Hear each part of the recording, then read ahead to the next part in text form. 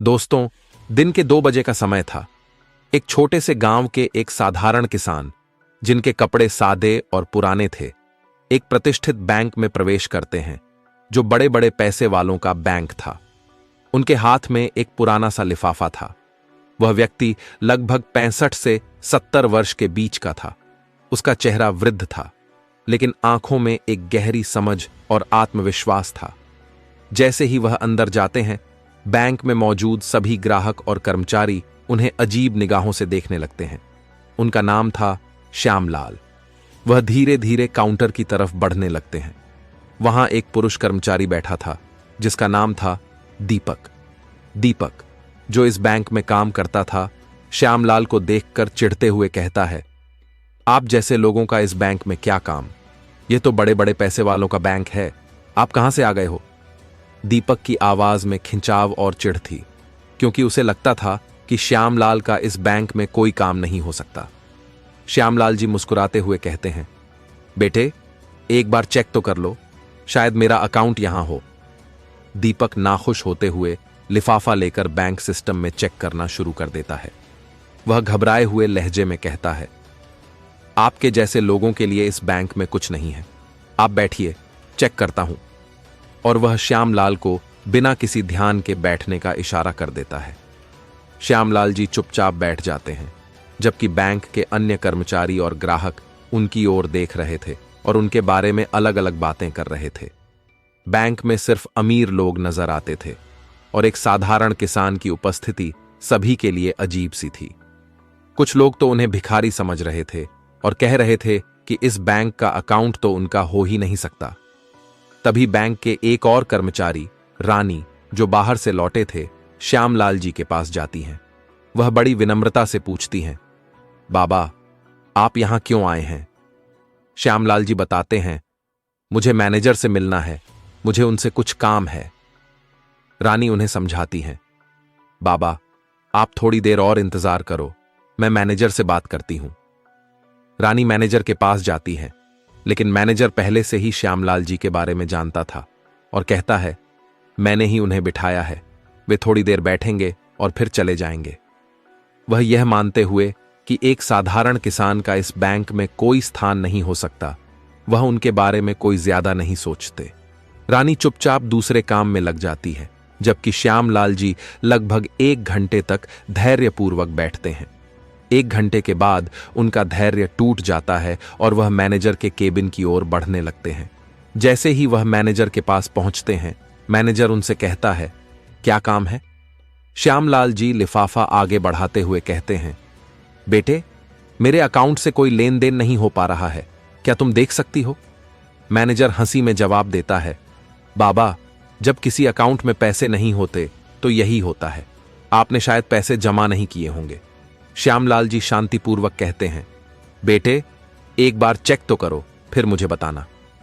Manager हंसी में कहता है, बाबा, यह अनुभव से पता चलता है, आप जैसे लोगों का अकाउंट खाली होता है, इसलिए मुझे लगता है कि इस अकाउंट में कोई लेन देन नहीं हो सकता।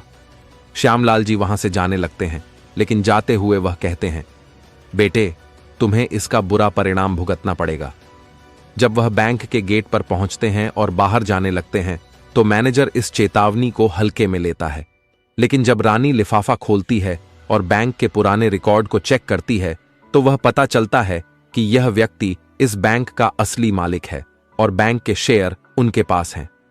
रानी रिपोर्ट निकालती है और मैनेजर के पास जाकर उसे दिखाती है। यह सुनकर मैनेजर के होश उड़ जाते हैं। जब श्यामलाल जी बैंक से बाहर निकल रहे थे, तो उनका चेहरा शांत था, पर उनकी आंखों में एक गहरी समझ और संतोष की भावना थी। उन्होंने अपनी पूरी जिंदगी में बहुत कुछ देखा था। श्यामलाल जी के बैंक से बाहर जाते ही बैंक के कर्मचारियों के बीच एक हलचल मच जाती है। रानी, जो श्यामलाल जी के बारे में और अधिक जानने के लिए उत्सुक थी, तुरंत अपनी डेस्क पर वापस जाती है और श्यामलाल जी के बारे में विस्तृत जानकारी जुटाने लगती है। वह बैंक के पुराने रिकॉर्ड्स और ट्रांजैक्शंस को चेक करती है।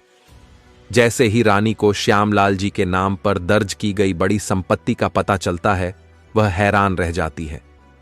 यह तो कुछ और ही है, रानी खुद से कहती है। यह व्यक्ति तो इस बैंक का असली मालिक है। वह तुरंत उस सूचना को अपने मैनेजर को बताने के लिए जाती है। रानी, जो अब पूरी तरह से चौंकी हुई थी, अपने मैनेजर के पास पहुंचती है और उसके सामने पूरी जानकारी रख देती है। सर, यह आदमी श्यामलाल जी हमारे बैंक का असली मालिक हैं।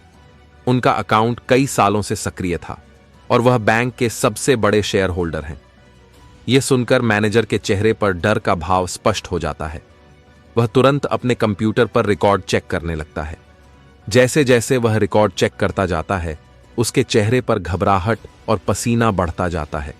उसे यह महसूस होता है कि उसने एक बड़ी गलती की है और उस व्यक्ति के प्रति घमंड और अपमानपूर्ण व्यवहार किया है। मैनेजर को अब समझ आता है कि वह अपने अहंकार और घमंड में आकर श्यामलाल जी को अनदेखा कर रहा था। उसे शर्म महसूस होती है और वह तुरंत अपने कर्मचारियों को श्यामलाल जी को सम्मान देने की हिदायत देता है। रानी, तुम तुरंत श्यामलाल जी को वापस लाओ और उन्हें सम्मान देने के लिए माफी मांगो। हम उनका स्वागत करेंगे, मैनेजर आदेश देता है। रानी, जो अब पूरी तरह से घबराई हुई थी, श्यामलाल जी को ढूंढने के लिए बैंक के बाहर निकलती है। वह उन्हें सड़कों पर टहलते हुए देखती है और तुरंत उनके पास पहुंचती है। बाबा, कृपया वापस चलें। बैंक में कुछ महत्वपूर्ण बदलाव हुए हैं। हमारे मैनेजर ने आपका सम्मान करने का फैसला किया है। हमें खेद है कि हमने आपको पहले सही तरीके से सम्मान नहीं दिया, रानी विनम्रता से कहती हैं। श्यामलाल जी धीरे से मुस्कुराते हुए कहते हैं, बेटी, मैं तो सिर्फ इस बात को समझाने आया था कि जो व्यक्ति दूसरों को तुच्छ समझता है, उसे कभी भी भविष्य में किसी का सम्मान नहीं मिलता। मैं बहुत पहले जान गया था कि इस बैंक में पैसे नहीं हैं, मगर जीवन का सबसे बड़ा खजाना सच्चाई और ईमानदारी में है। रानी श्यामलाल जी के शब्दों से बहुत प्रभावित होती है। वह उन्हें वापस बैंक लेकर जाती है, जहां मैनेजर और अन्य कर्मचारी पहले से ही उनके स्वागत के लिए तैयार होते हैं। बैंक के सारे कर्मचारी अब श्यामलाल जी को सलाम करते हैं। मैनेजर ने उन्हें सबसे बड़े सम्मान के साथ सम्मानित किया और उन्हें बैंक में अपना कारोबार करने के लिए आमंत्रित किया। श्यामलाल जी ने मुस्कुराते हुए कहा, बेटे, यह बैंक तुम्हारी मेहनत का ही परिणाम है। यह अब तक तुम्हारे ही दम पर चल रहा है। मुझे इस बैंक में कोई कारोबार नहीं चाहिए, लेकिन मैं चाहता हूं कि तुम सब एक दूसरे का सम्मान करो। यही असली धन है। अंत में श्यामलाल जी ने बैंक के कर्मचारियों को एक सच्चा संदेश दिया। आपकी अच्छाई और ईमानदारी ही आपको सफलता दिलाएगी, न कि धन और दिखावे से। अपने काम में दिल से मेहनत करो और हमेशा दूसरों का सम्मान करो। रानी और बैंक के अन्य कर्मचारी अब पूरी तरह से बदल चुके थे। उन्हें समझ में आ गया था कि असली सफलता और सम्मान किसी के पैसे या स्थिति में नहीं, बल्कि उसकी मेहनत, ईमानदारी और नियत में छुपी होती है। श्यामलाल जी ने बधाई देते हुए, अब तुम सब अच्छा काम करना, जीवन में कभी भी अहंकार मत पालना और किसी भी व्यक्ति को उसकी स्थिति के आधार पर कम मत समझना। इस तरह श्यामलाल जी का संदेश सभी के दिलों में घर कर गया और सभी बैंक कर्मचारी उनके आदर्शों को अपनाते हुए अपनी जीवन शैली में बदलाव लाने का संकल्प लेते हैं। एक रूप और स्थिति को देखकर उसे कमतर न समझें। श्यामलाल जी जैसे व्यक्ति ने हमें यह समझाया कि जीवन का असली खजाना सच्चाई, ईमानदारी और दूसरों का सम्मान करने में है। धन और शो ऑफ से कोई फर्क नहीं पड़ता, बल्कि दिल से किया गया काम और सच्ची मेहनत ही असली सफलता की कुंजी है। जब हम दूसरों को तुच्छ समझते हैं, तो हमें अपने अहंकार का खामियाजा भुगतना पड़ता है। यह संदेश हमें जीवन में सकारात्मक बदलाव लाने के लिए प्रेरित करता है, ताकि हम अपने कार्यों में ईमानदारी और सम्मान को प्राथमिकता दें और हमेशा दूसरों को उनका हक दें।